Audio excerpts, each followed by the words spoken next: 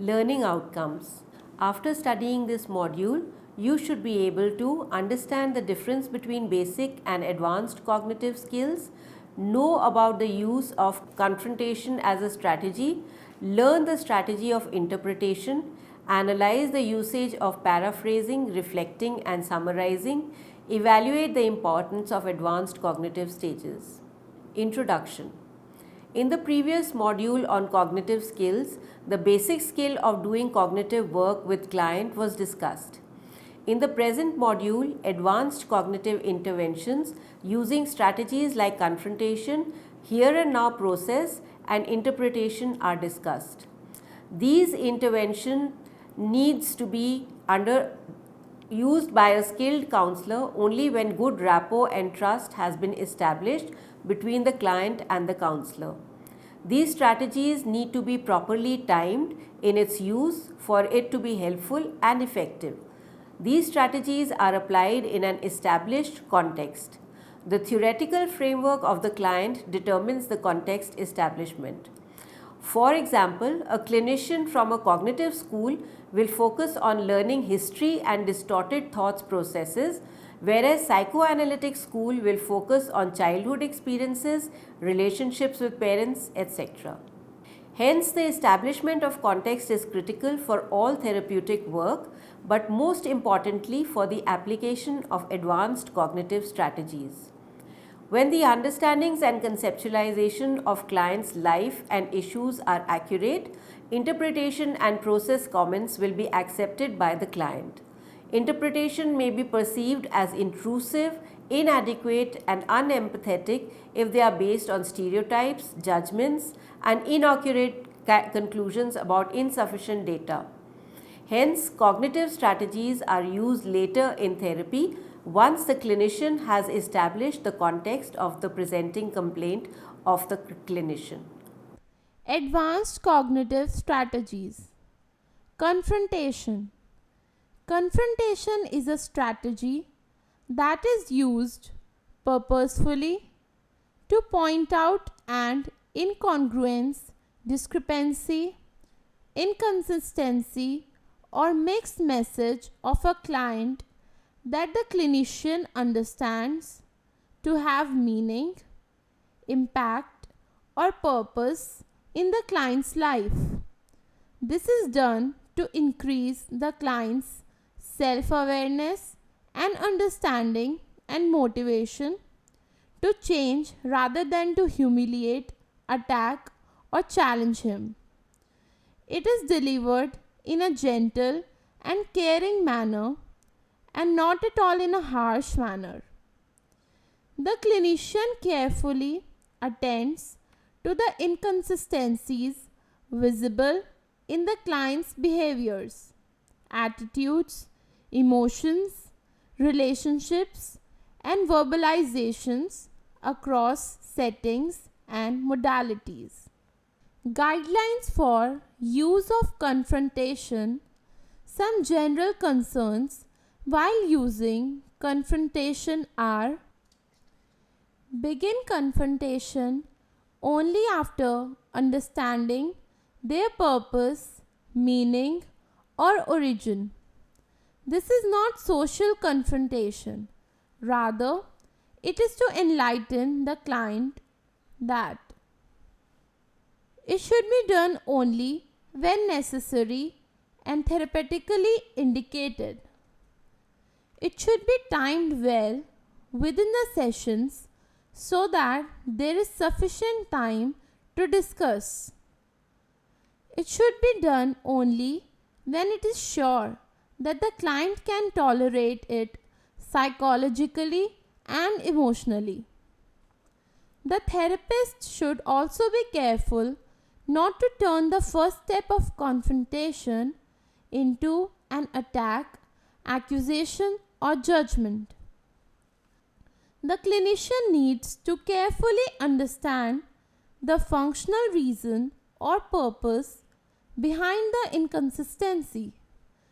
Once the discrepancy is noticed, then the processes of understanding and exploring it begins. Brenz in 2002 conceptualizes it in 4 steps. Step 1. The clinician points out a discrepancy of the client in a caring and empathic manner, being straightforward and not challenging the client. Step 2. The client and the clinician explores the discrepancy together, helping the client recognize and accept the reality of the discrepancy or incongruence. Step 3. The clinician then helps the client explore how the incongruence or inconsistency developed, what purpose it served at the time of its development, and the impact it has on the client's current life. Step 4.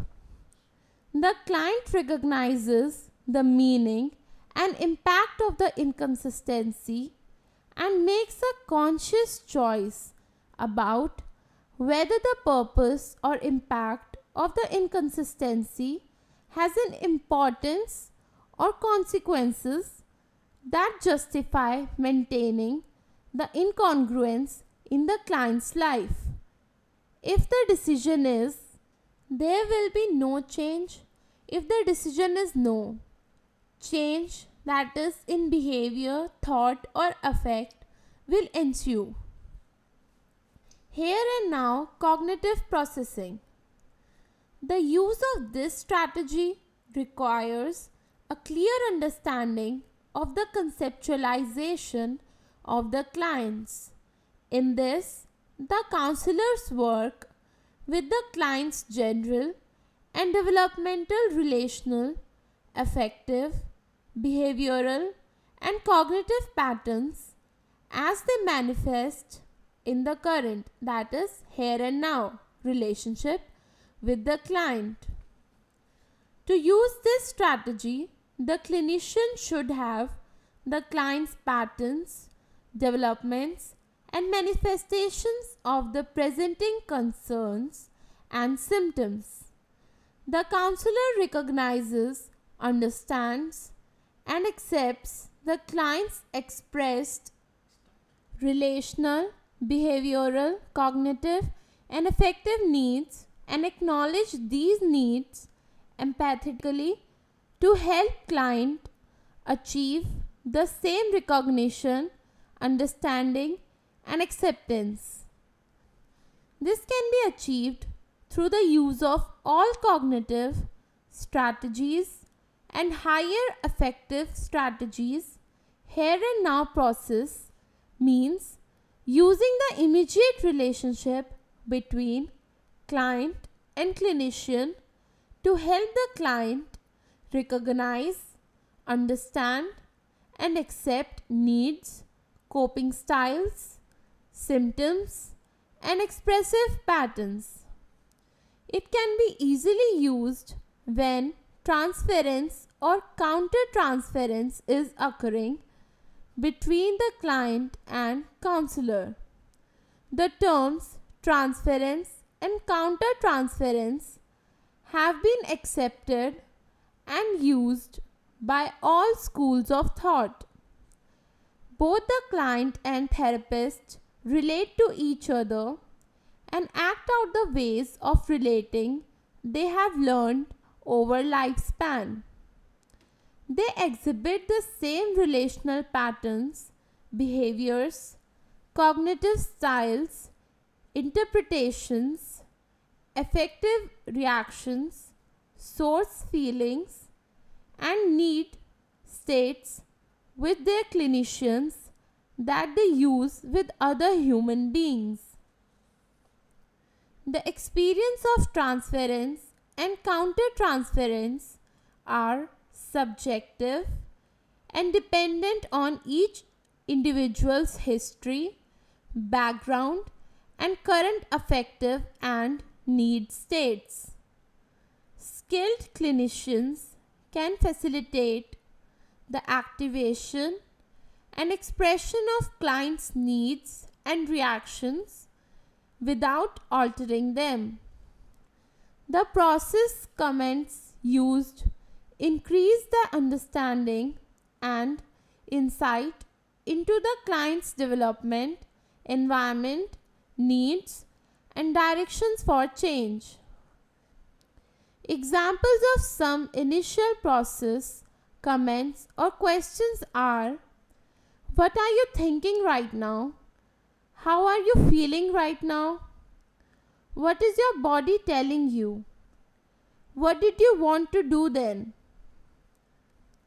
Once the right response is elicited from the client, the clinician moves further and explores to go to the cause of such behaviors. Examples of follow-up process comments: I noticed you turn away from me then. What do you think that's all about? What might that hesitation in your voice mean? Your eyes became teary when I said that. Can we talk about that? I can see that you want to say something, but instead you seem to try to keep it in. Interpretation. Interpretation is the final step in advanced cognitive processing. It is important that interpretation should be done with utmost care, rapport, and empathy. It may have its shortcomings and should be used at right time and used sparingly. The client may feel distant if it is delivered abruptly and out of context, intellectually or quickly. It requires a great deal of cognitive flexibility of the client as well as clinician. It reflects the clinician's theoretical orientation. Interpretations are meanings for a client through explanations for presenting symptoms, conflicts, needs, coping strategies, defenses, affects, thoughts, behaviors, and relational patterns based on clients' past relationships or experiences. They help client gain understanding of how his current experience is developed, shaped, and maintained.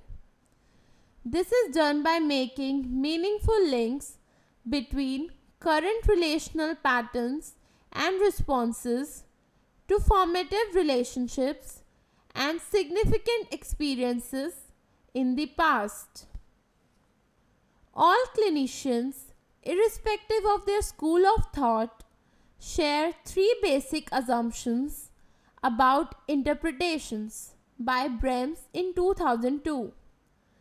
Current reactions and experiences are tied to past and or present experiences, relationships, and learning histories that continue to influence and shape a given client's development, reactions, experiences, or adjustment.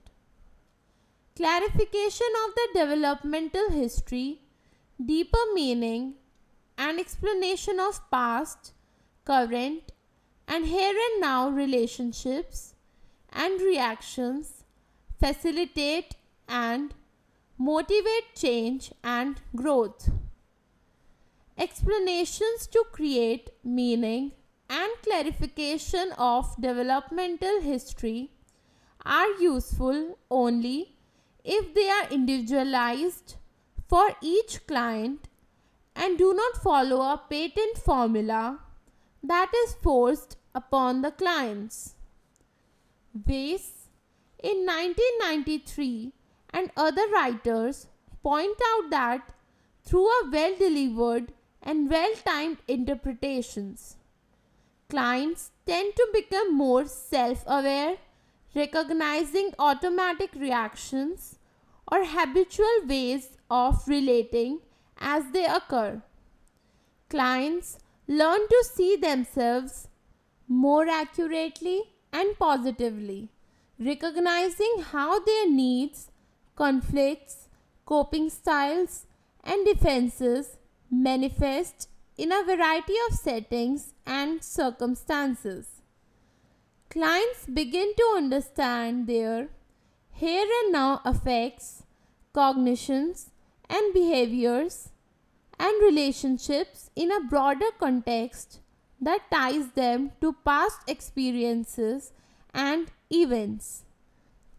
Clients come to accept their current responses and experiences because they begin to understand how they developed. Clients feel reduced anxiety about themselves and their reactions because interpretations provide answers to pressing questions. Clients feel reduced shame because they begin to understand how certain responses developed and that they served adaptive purposes. Clients begin to let go of pathological beliefs because they can recognize their roots and original self protective meaning as well as reality that these beliefs are no longer warranted or needed.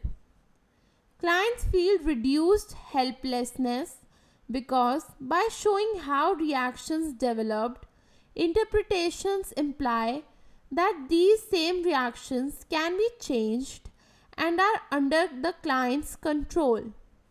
The interpretation should be well timed to indicate understanding and not just explanation.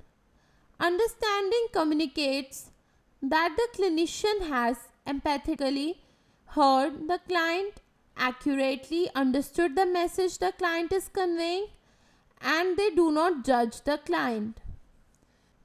The expression of understanding in the verbalization of empathic concern and acceptance, the explanation focuses on helping clients realize how they developed the personality style or self that led to the outward behaviors, affect, thoughts, and so forth. Paraphrasing. Paraphrasing is a skill that requires all three of the skills, that is, affective, behavioral, and cognitive skills of a counselor. It is a skill to show the understanding of a client's verbal expression by the counselor. It is the essence of what the client has said by using different words. It consists of both the content and thoughts of the verbal message of the client. It is done in a non judgmental manner, mirroring and understanding of the implied meaning in the message. The counselor also allows the client to check if the information received and conveyed back to the client is correct. Reflecting skills. Reflecting skills consist of a set of strategies to help the client explore their own thoughts and feelings. It is also helps in greater understanding of the presenting complaints of the client. This is done in such a manner to help client analyze his issues more objectively. Reflecting can be done of feelings and thoughts, that is, both the verbal and non-verbal expressions of the client. It is done to create a safe environment for the child. Hence, the affective skill required of the counselor is empathic understanding. Counselor uses empathy to move with the client's flow of emotions and experience, which is then communicated back to the client. Examples of reflection of feeling and reason is given below. Mira, ever since my friend left me, I'm afraid that I will find now one new for a relationship. Counselor, you are scared because you fear you won't need another friend. Mira, yes, I get anxious just thinking of how difficult it is. Summarizing. This strategy is used after a long conversation or verbal expression of client. In this, the key ideas, issues, feelings, themes, etc. are reflected back to the client to make sense of the entire expression in the session. It is used to recap the entire previous session's start work for next session. It is usually done when client seems confused in a long discussion or when too many different unrelated ideas are brought out. It may also be used when a direction is to be given to a conversation or to end a session. Summaries have been classified into three types. First, focusing summaries. These serve the purpose of putting together prior information the client has provided to give focus to the session. It is usually used at the beginning of the session. Second, signal summaries. These summaries are indicative in nature. It is used to give feedback signal to the client that the counselor has captured the core meaning of the message. It also shows to the client that the session can move forward. Third, planning summaries. These summaries are used to, for closure purposes, recapitulate the progress during sessions and to feed about future plans and recommendations. Hence, finally, by using all the three kinds of skills, that is, affective, behavioral, and cognitive skills, the counselor comes to a shared analysis of the problem. The counselor, while doing this, should depathologize or normalize the problem. This will help reduce anxiety of the client. The analysis provides a way to the counselor to proceed. It helps highlight skills he needs to learn to become empowered for later life. Shared analysis also help plan better interventions and continue development and personal growth later in life. Good shared analysis summarize the past and present in such a way to provide a crossing to a better future. Summary. Advanced cognitive skills are used by a counselor only when good rapport and trust has been established between the client and the counselor. These strategies need to be properly timed in its use for it to be helpful and effective. These strategies are applied in an established context. These skills are confrontation, here and now process, interpretation, paraphrasing, reflecting, and summarizing. Confrontation is a strategy that is used purposefully to point out an incongruence, discrepancy, inconsistency, or mixed message of a client that the clinician understands to have meaning, impact, or purpose in the client's life. The strategy of here and now process uses the immediate relationship between client and clinician to help the client recognize, understand, and accept needs, coping styles, symptoms, and expressive patterns. It can be easily used when transference or counter-transference is occurring between the client and the counselor. The strategy of interpretation implies providing meanings for a client through explanations for presenting symptoms, conflicts, needs, coping strategies, defenses, affects, thoughts, behaviors, and relational patterns based on clients' past relationships or experiences. They help client gain understanding of how his current experiences developed, shaped, and maintained. Paraphrasing is a skill to show the understanding of a client's verbal expression by the counselor. It is the essence of what the client has said by using different words. Reflecting skills consists of a set of strategies to help the client explore their own thoughts and feelings. It also helps in great understanding of the presenting complaints of the client. This is done in such a manner to help clients analyze his issues more objectively. Reflecting can be done of feelings and thoughts, that is, both the verbal and non-verbal expressions of the client. Finally, the last cognitive skill, summarizing, implies that the key ideas, issues, feelings, themes, etc. are reflected back to the client to make sense of the entire expression in the session.